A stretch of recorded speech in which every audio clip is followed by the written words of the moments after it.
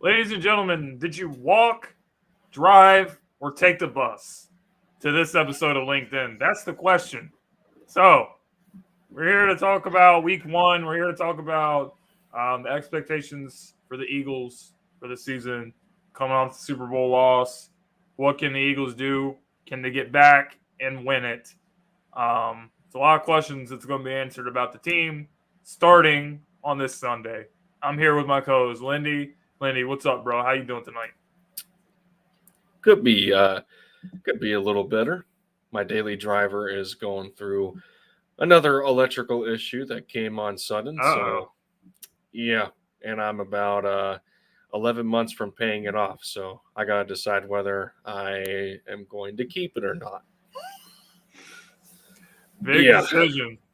yeah, it is. So, But we who got knows? Eagles Man, football.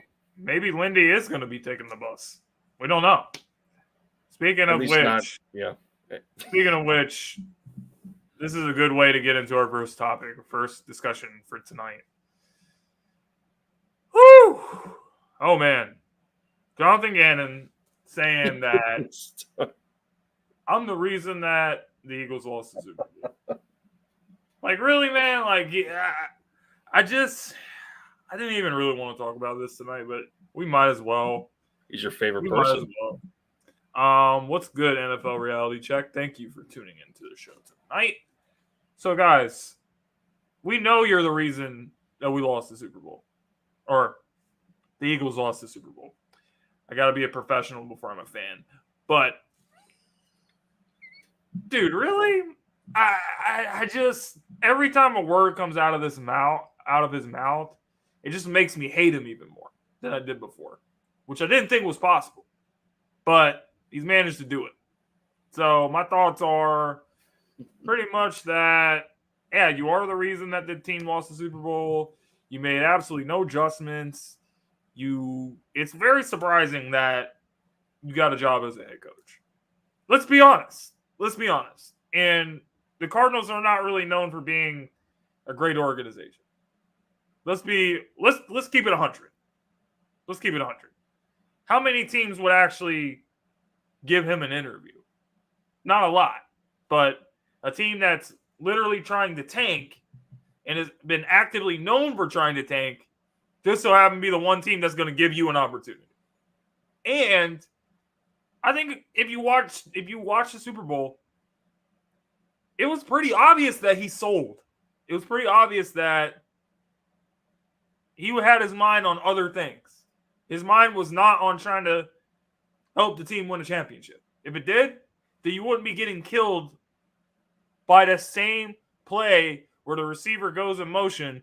They ran the play on one side of the field and they ran on the other side of the field and they scored. Doing the same thing. It's not like they're doing all this crazy razzle-dazzle creative stuff. They're running the same play that's torching you every time and you make no adjustments. So, of course, you're the reason the team won the Super Bowl. So, I just don't know how long this is going to continue having this conversation about this guy. I'm just ready to get the season ongoing, and I really never want to hear this guy's name mentioned again. You will when we have to face them later in the season. Yeah. Not enough. Yeah, like Reality Check said, it was his turn to add a bit of sarcasm because, I mean, it's been a conversation going on for such a long time in the off season because it was, I mean, let's face it was a heartbreaking loss. Absolutely. 100%. But, you know, I guess in a sense, when you have the best AFC team and the best NFC team, the Chiefs were that team to, how can I put it, to give us the ultimate grade, really, as a validation as to how good the Eagles were in making the Super Bowl and facing who we did. Andy Reid, Patrick Mahomes, Travis Kelce. You can just name off everybody in that organization, like the amount of experience, the amount of pedigree, playoff pedigree, and you know, uh, Jonathan G, because, well, I can't say his last name. You have it start out. It was his turn to be sarcastic after seeing report after report. Well, Jalen Hurts is blaming himself, and then somebody else comes in and tries to say, "Oh, it wasn't you." And then you see the next guy trying to take blame for this. This one's taking blame for that. So the Cardinals head coach thought he'd play a little game out of it and put his 2 cents in, if you will, and just be sarcastic about it. It is what it is. He knew what he did, and I don't know. It's like icing on the wrong cake at this point. But he'll see. He'll see. Anyway, he'll be the one having the fire in his gut. I like that name, Jonathan G. I like that name. I think I'm going to use that one. So Jonathan G. We'll see when we see it, but that's pretty much all we got to say about this conversation. So now the season is officially here. The season is officially underway. Last night, Lindy, I don't know if you got to watch any of the game last night, but season's back.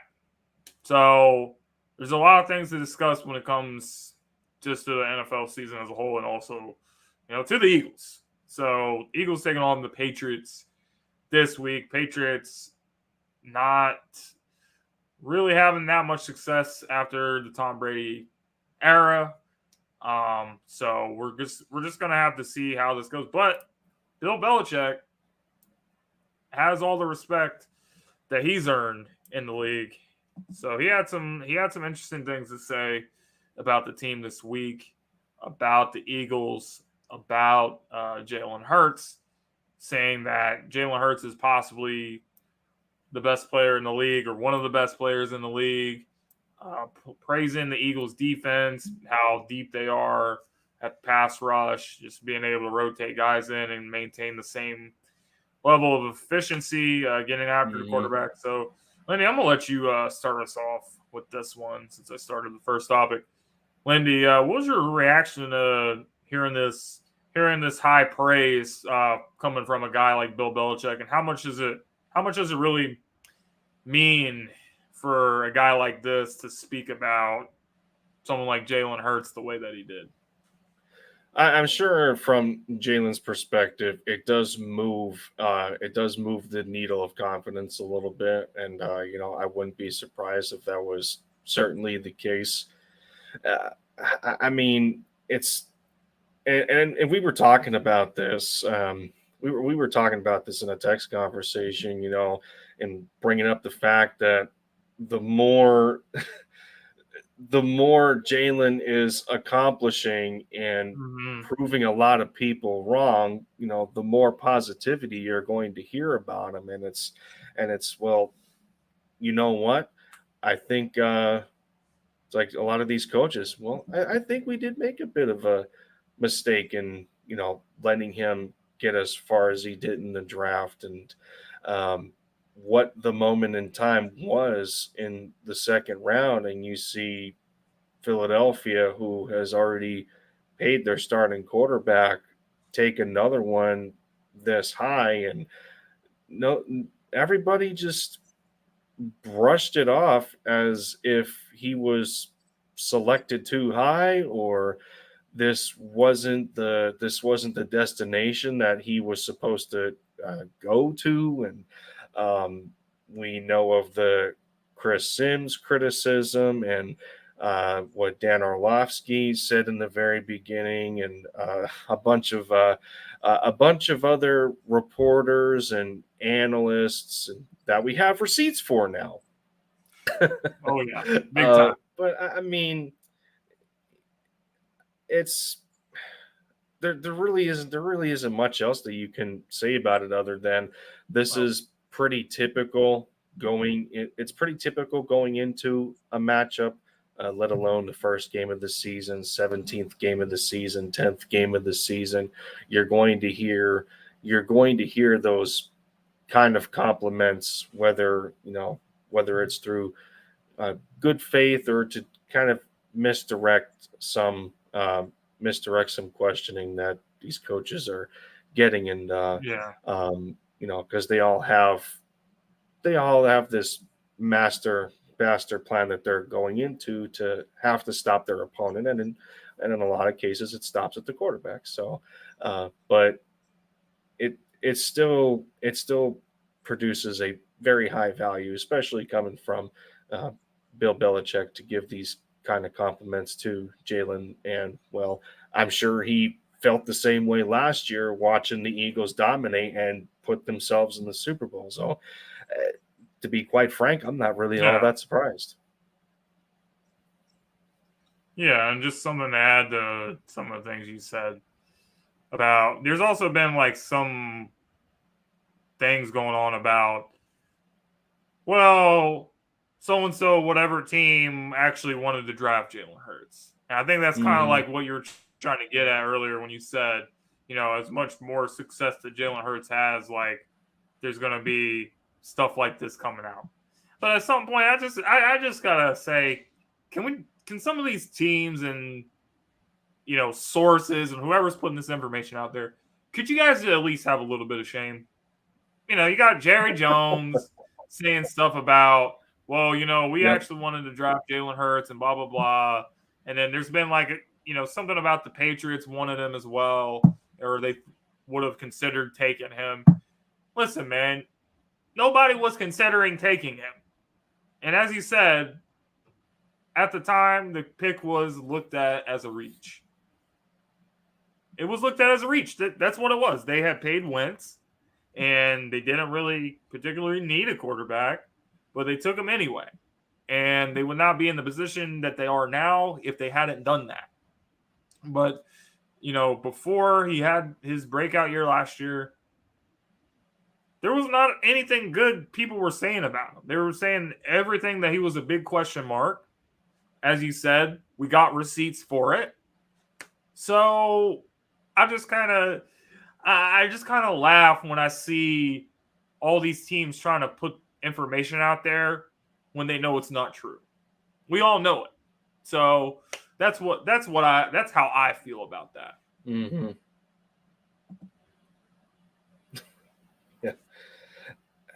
Yeah, I got nothing else to add to it, man. I mean, okay. I think we got. NFL Reality Check actually wanted to ask a question though, so I'm gonna take a short pause and answer his question. He wants to get our take on this, which is, I feel that Sidney needs to be a free safety instead of a strong safety. Sidney Brown's abilities are limited when he plays in a box safety.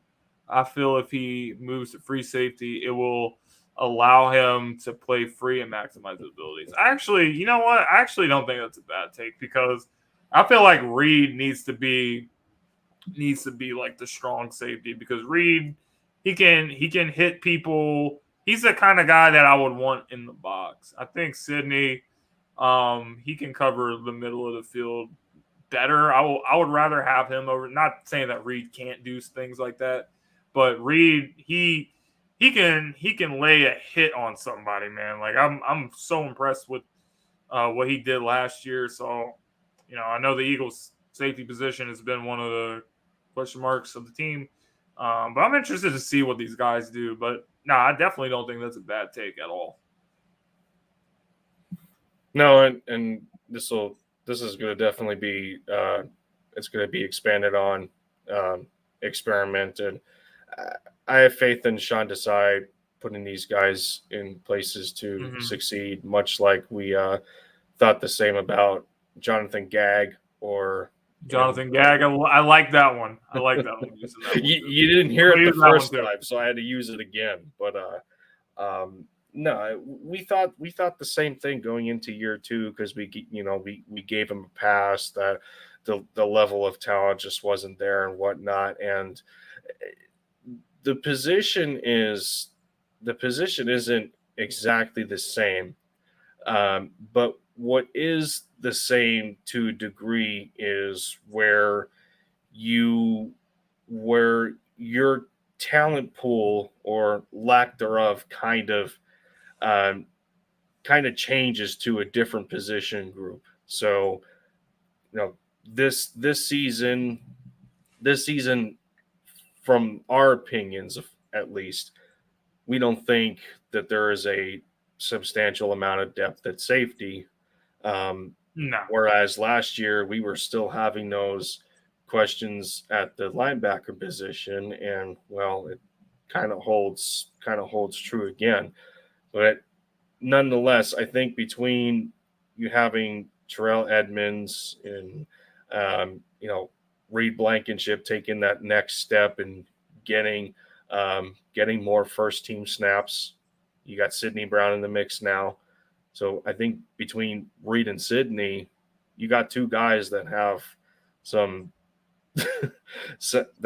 pretty darn good closing speed, and I think they're in a good position where the two of them can learn off of each other because they seem to have similar tendencies. And I think the good part here is that they're growing at the same time. Yeah. So it leads to a healthy comparison as, oh, okay, well, you ended up doing this at this point in the game, this down and distance. I know why you did it.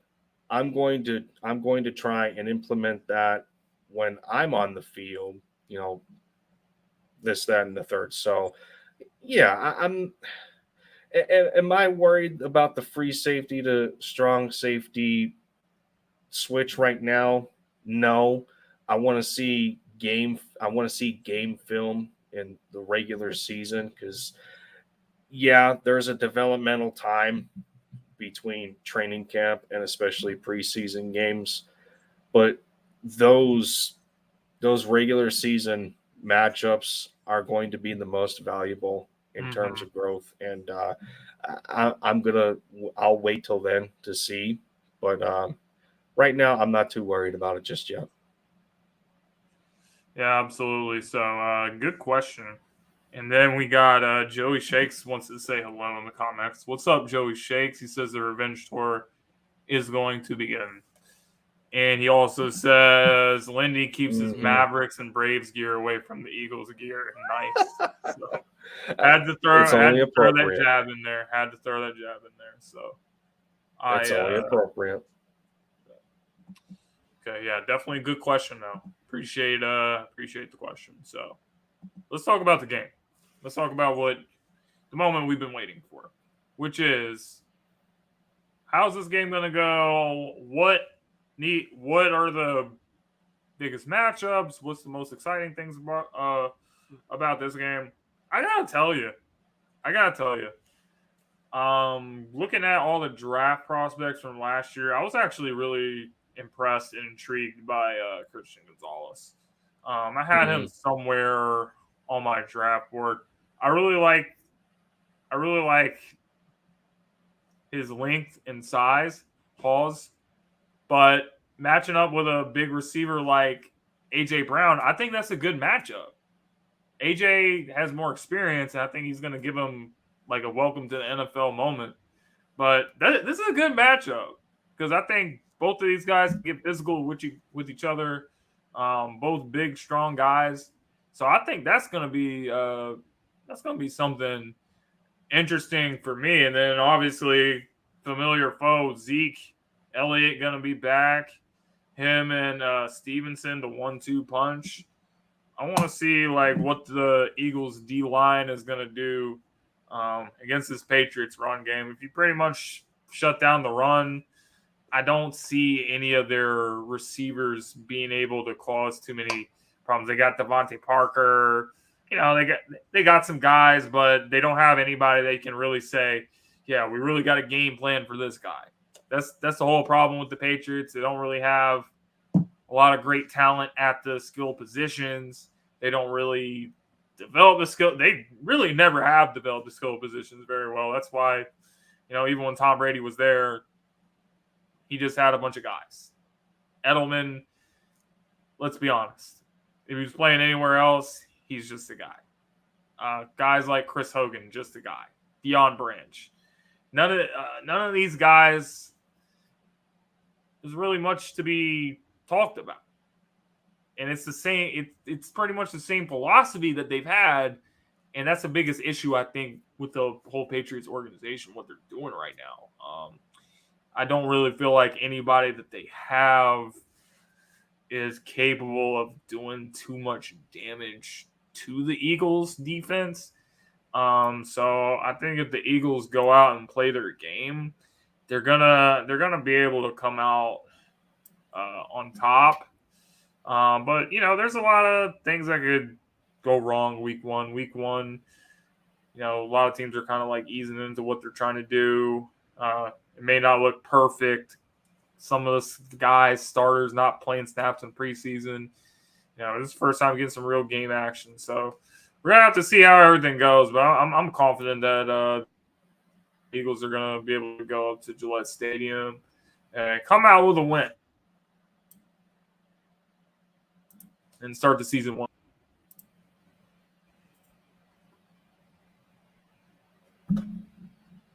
You got anything? Waiting for you. Yeah, there, there you go. I was waiting for your glitch, but yeah. So as we were talking about, we get to open the regular season this year, heading up to Foxborough. I think as of right now, the Eagles are a 4-point favorite over the home team to win this game. I think there was one point where we had Josh Jobe was on the injury list as limited, but I think today we got nothing going on. Eagles are completely healthy going into this game, and then, well, unfortunately, Patriots can't say the same. They got 5 guys questionable, including Ramondre Stevenson, who it has been said that he's got some kind of stomach bug going on.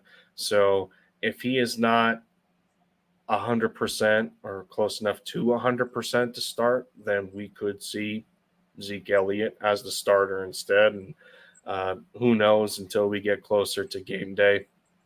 Another one of those questionable guys is Devontae Parker, who you mentioned.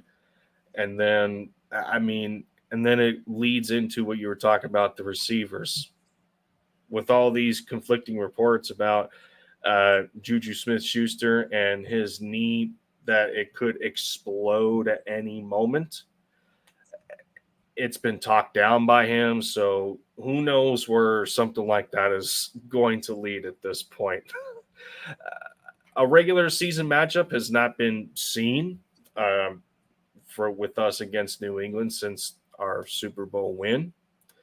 And then I decided that I thought I'd go back into the offseason a little bit and see what the Patriots did to kind of make some positive changes from last year to this year, because, well, ever since Mac Jones' rookie year, he had a Pro Bowl selection, and seemed like he was in good shape to set a foundation for himself to be the franchise quarterback until he goes 6-8 as a rookie last year, and then he ends up getting benched for Bailey Zapp at some point later in the year.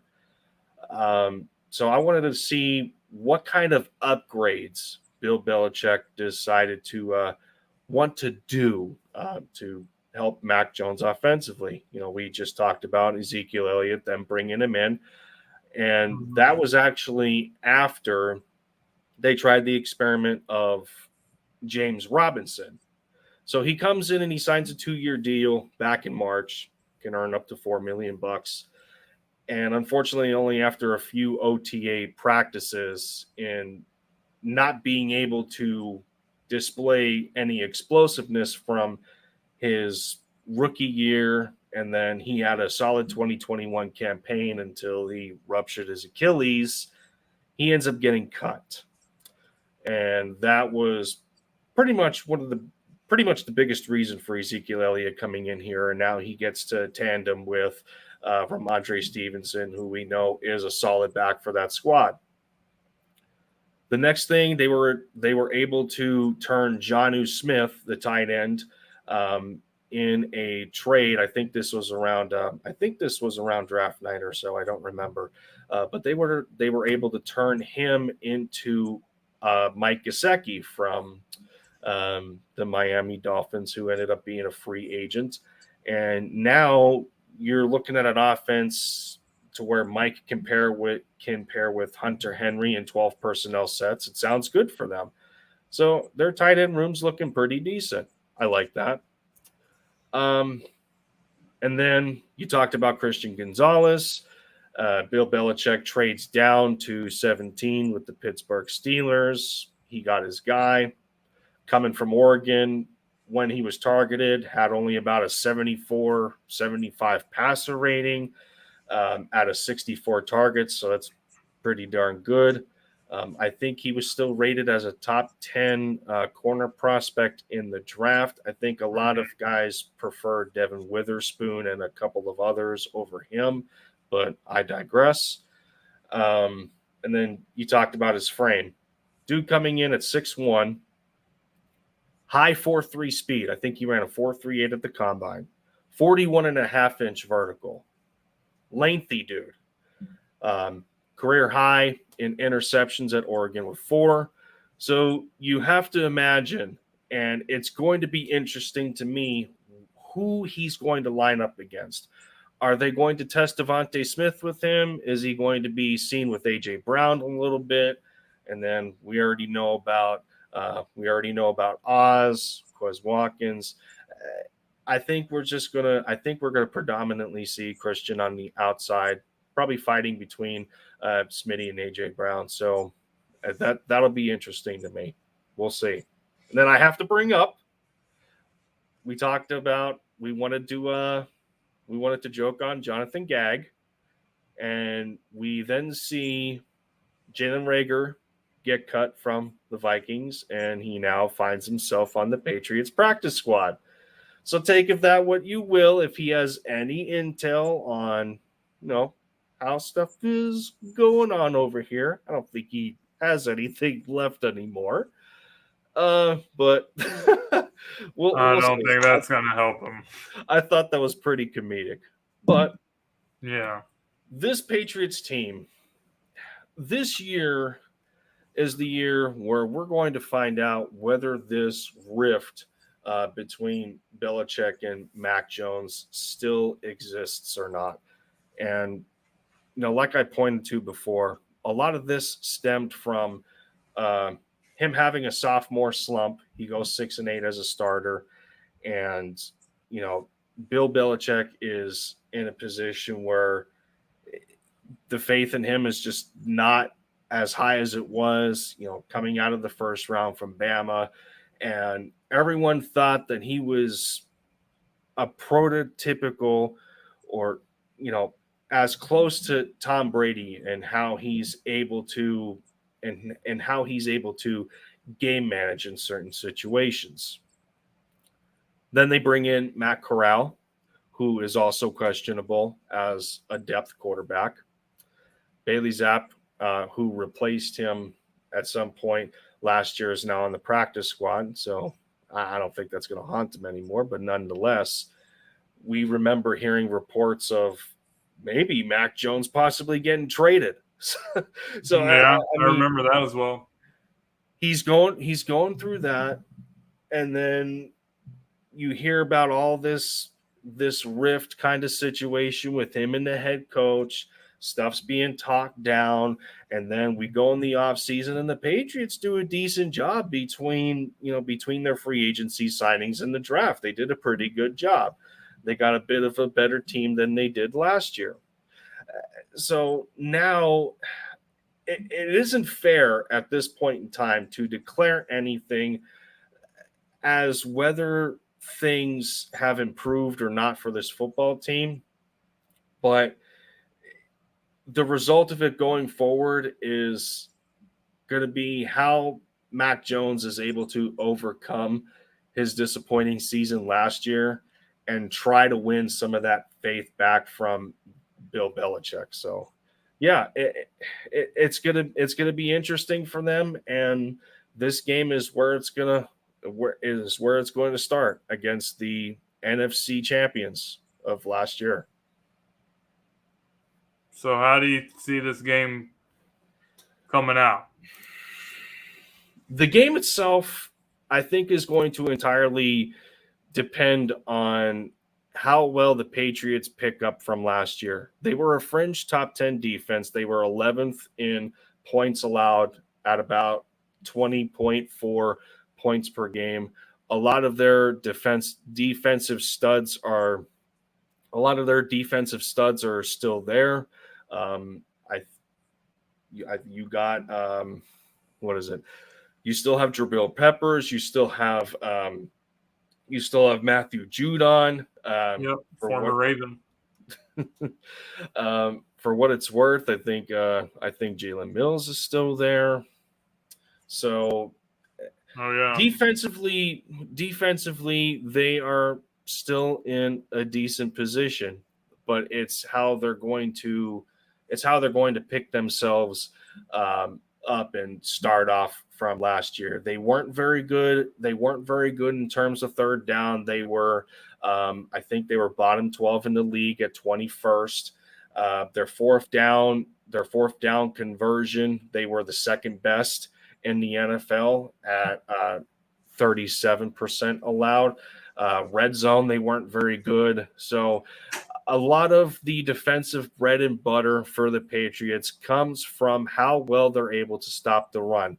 They were top 10 and even as low as top 5 or number 1 in every category. The Patriots last year gave up the very least amount of rushing touchdowns with 7. They were number 1.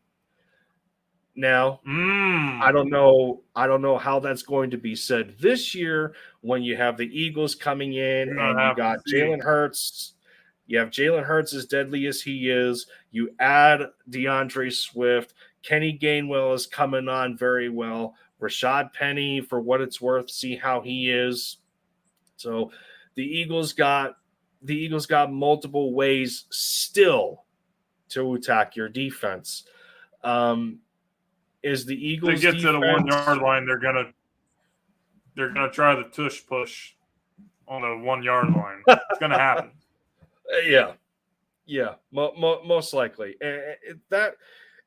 That complaint never sat well with me because for everybody that complained about how many times the Eagles just snuck it last year, everybody else was more than capable of doing it. So, I mean, if it ain't broke, don't fix it. And you didn't follow suit. That's if you didn't follow suit, that's your problem, not mine. So, I mean, why are we complaining about it? But yeah, I mean, they can't stop it. Yeah,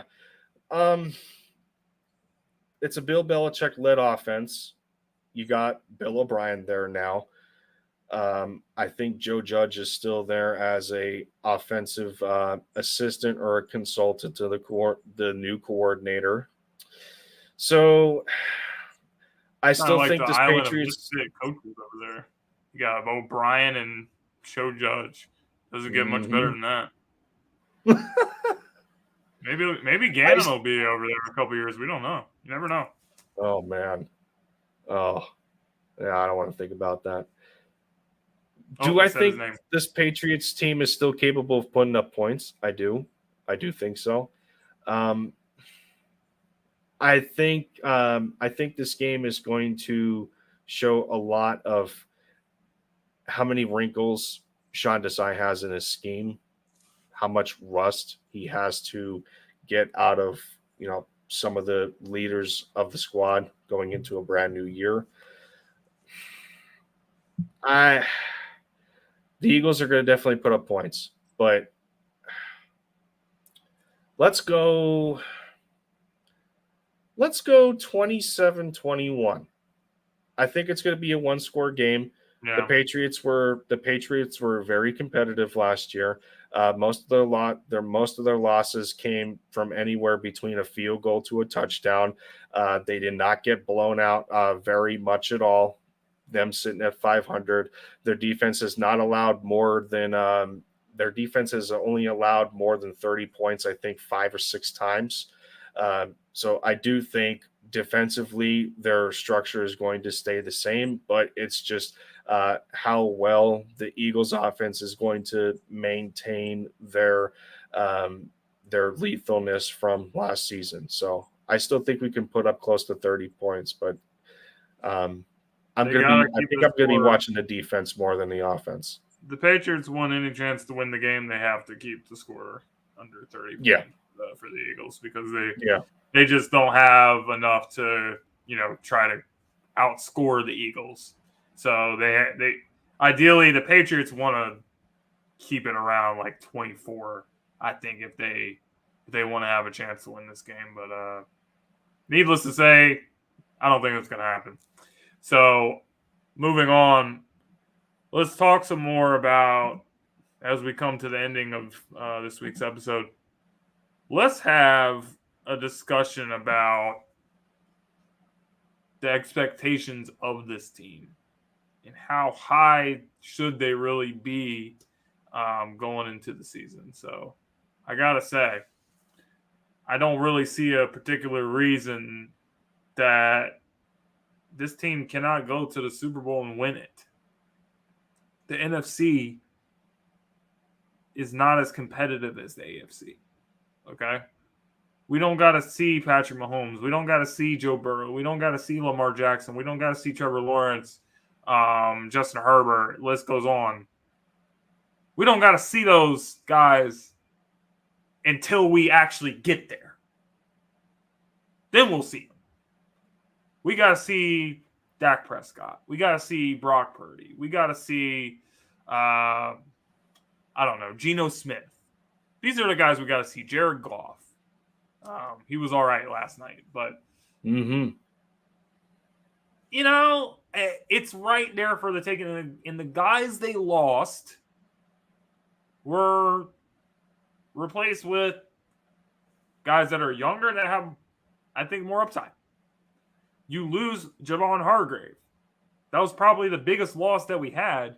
And not only losing him, but him going to the 49ers, who is one of the biggest threats, I guess you could say, to the Eagles. So he goes there, and we lose one of our top sack leaders. And yet they allow us to take Jalen Carter in the draft. You end up getting Jalen Carter. That was going to be the next one. He took the words right out of my mouth. So everyone's been buzzing about Jalen Carter, and they're saying, and coming, not just anybody, guys that have been in this league doing it at a high level for a long time. Graham, Slay, Fletcher Cox. These guys have been having high praise for this young man. So Sunday we're gonna see what it's really about in his first career start. So I have extremely high expectations. The only thing that I think can hold this team back is themselves. Having injuries, things like that, and doing whatever to get in their own way. But I think the culture that has been set by this team, they know the expectation and they embrace the expectation. So I don't think anything about last year having targets on the back, I don't think any of that's going to have impact on the team. I think they're going to go out. I think they're going to handle their business.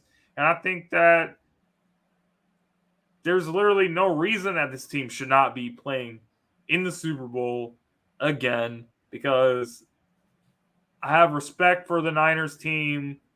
I have respect for the roster that they have put together.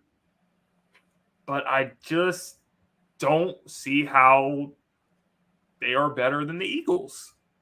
I can't see it. Cowboys, I can't see it. Seahawks, can't see it. Lions, can't see it. Saints, can't see it. Help me understand how one of these teams is supposedly better than the Eagles, which is why I feel that if they go out and play the way that they know they're capable of, this team's going back to the Super Bowl. And that's it. Guess we'll also see how the Vikings stack up from last year too. Kind of forgot about them, but Yeah. No, I feel it's more than fair to take that approach that And I was thinking about it in the back of my mind and saying like, yeah, we were the NFC champions last year, Mm-hmm. but you can't have a target on your back if you didn't bring home the hardware. We weren't the Super Bowl winners, so we're not going to act as if everybody's going to come after us. We're going to, but that doesn't say that we can't act in a way to say, from last year, the Eagles are the NFC standard. You can't say that because we were the best team last year in that conference. And I feel that that's a little more. I think that's a little more healthy of an approach than trying to say you got a target on your back. Well, you technically don't. You just have to defend the reason as to why you made it last year to the Super Bowl in the first place. And knowing Nick Sirianni as one of the biggest leaders, if not the biggest leader, next to Jalen Hurts for obvious reasons. He gets there. He's crying during the national anthem. You get that emotional just to lose. You have to imagine how much that is eating him alive right now. Going into week one and wanting to pick up where you left off last year and dominating the league. So, and Jonathan Gagg wants to talk about a fire in your gut. We're volcanic. We're absolutely volcanic. We're not going to say it in such a cringe, cheeky way. We got better phrases than that. Much like Nick was busted about his garden analogies. Mm-hmm. Look where that's gotten him. But nonetheless, Who would have thought? Right. Nonetheless, Jalen Hurts is still looking like one of the best quarterbacks in all of football. Proved it last year. Eagles were able to maintain most of their nucleus from last year's squad and added to it, whether it be through the draft or trades or free agency, still having a strong presence that way. There's really nowhere else to look or to try and find a reason that you shouldn't lower expectations. If we feel that Sean Desai is going to be a better coordinator than Jonathan Gagg, then you can't lower any expectations. If you feel that Sirianni is going to continue to grow as a head coach and bring these guys to the promised land again as a leader, then you can't lower expectations. If Jalen Hurts is going to continue to take that leap as one of the top guys and your foundational franchise piece in this organization as the quarterback, you can't lower expectations. We understand the assignment, and now is the time where, okay, that Lombardi should have been ours last year, and let's prove to everybody else why that is the reason. So, yeah, 12 to 13 wins is more than fair of an expectation, just like Reality Check just said. Is it also fair to say that our record should be just about the same, regardless of what the schedule says? Sure, you can say that too. But Yeah, we know one thing's for sure: we're not taking our foot off the gas. So there's no reason why you can't maintain your level of expectation for the 2023 Eagles. Yep, 2023 Eagles with some huge expectations. Excited to get the season underway on Sunday, starting off with the Patriots game. So, guys, that about wraps us up for tonight. We want to thank everybody that came in and enjoyed tonight's episode. We'll be back next Friday at the same time, 7 o'clock to 7:45 Eastern, to discuss 2 weeks from now. more things. Well, 2 weeks from now. Yeah. So we'll be back. We'll have some things to catch up on. And that will be fun. But that being said, guys, we will see you then. And in the meantime, make sure you guys check out some of the rest of the great shows that we have airing on Sideline Sports during the week. Linda, you got anything to add before we get off?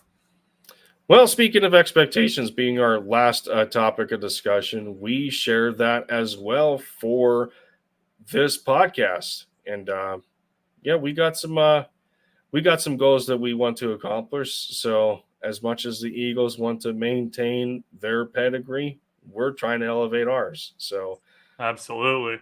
So it's going to be a good season, guys. So stay tuned for some of the moves we're going to be making. Going to be elevating this show quite a bit. So that being said, guys, as we always say here, it was a great episode. We'll see you next week. And as they say, as the kids say nowadays, LinkedIn Nation, let's ride.